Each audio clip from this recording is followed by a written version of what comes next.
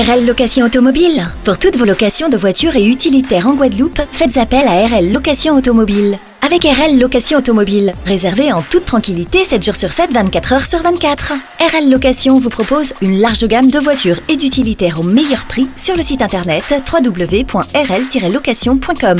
RL Location, c'est aussi l'assistance et la livraison. Pour tout renseignement, contactez-nous au 0590 10 66 87. RL Location Automobile, la location en toute simplicité. Réunion Actualité. Menu de cette édition, Jeanne Loyer, directrice générale des sociétés de dialyse Réunion Mayotte, fait le point sur la situation des dialysés sur place. Cyclone Chido, les habitants de la Réunion n'ont aucune nouvelle de leur famille ou de leurs proches. Les communications sont très compliquées. L'immigration au centre des débats entre surpopulation et construction. En tôle, Mayotte devra reconstruire autrement. Météo, grand soleil ce matin sur l'ensemble de l'île. Les températures dépasseront largement les 30 degrés sur le littoral. Météo complète à la fin de ce journal.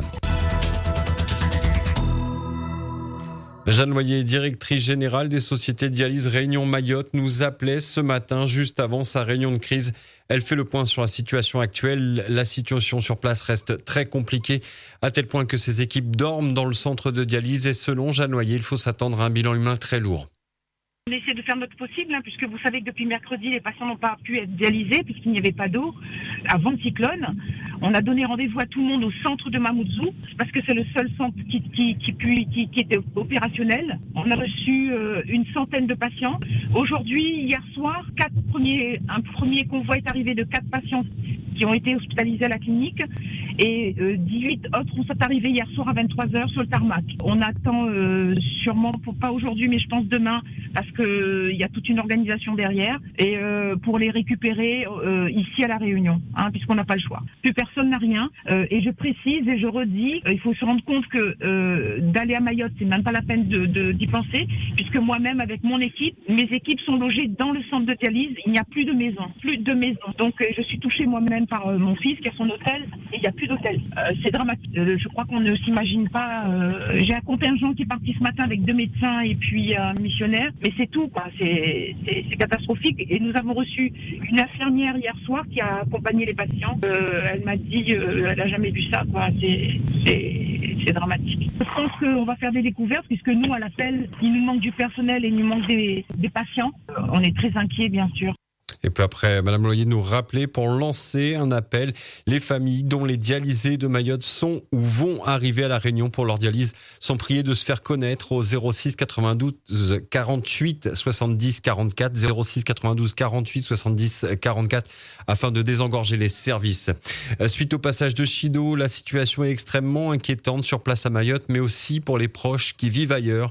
Cette auditrice habite à La Réunion. Elle n'a pas de nouvelles de ses proches depuis samedi. Les moyens de communication traditionnels sont coupés, téléphone, internet, elle attend des nouvelles, la peur au ventre. J'arrivais pas à joindre ma famille, ça fait depuis samedi. Je sais pas leurs nouvelles, s'ils vivent, où ils sont, je sais pas du tout. Donc, ils vivent à Mayotte, dans le quartier Chikoni. Pas de nouvelles parce que les réseaux, il n'y a pas de réseau, il n'y a pas d'internet, du coup, rien du tout. Tout à l'heure, j'avais une cousine, elle m'a juste dit qu'elle a reçu des vidéos de l'emplacement du quartier. Quelqu'un a envoyé des vidéos et tout, mais là où ils habitent exactement, il n'y a pas du tout, je sais pas. Je sais que c'est partout les dégâts. Cet habitant de Mayotte est d'origine comorienne. Il est venu à la recherche de meilleures conditions de vie. Il est aujourd'hui naturalisé. Suite au drame qui a frappé Mayotte, il a tenu à s'exprimer à l'antenne pour parler de l'immigration et des problèmes de logement que rencontrent les immigrés. Je vous dis le système. On a à peu près 80% sur Mayotte qui sont des étrangers. Alors on peut dire le 45% ils ont de carte de séjour de 1 à 2 ans.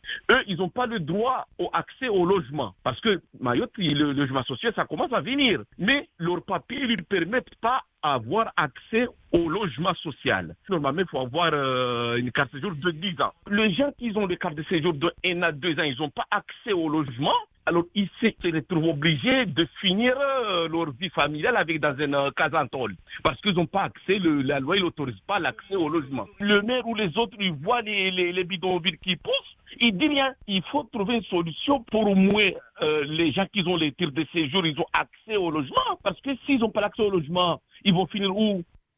L'immigration est très importante à Mayotte, un phénomène qui a un impact sur de nombreux aspects de la vie des habitants. Pour ce Mahorais qui a grandi à La Réunion, son île natale souffre de surpopulation.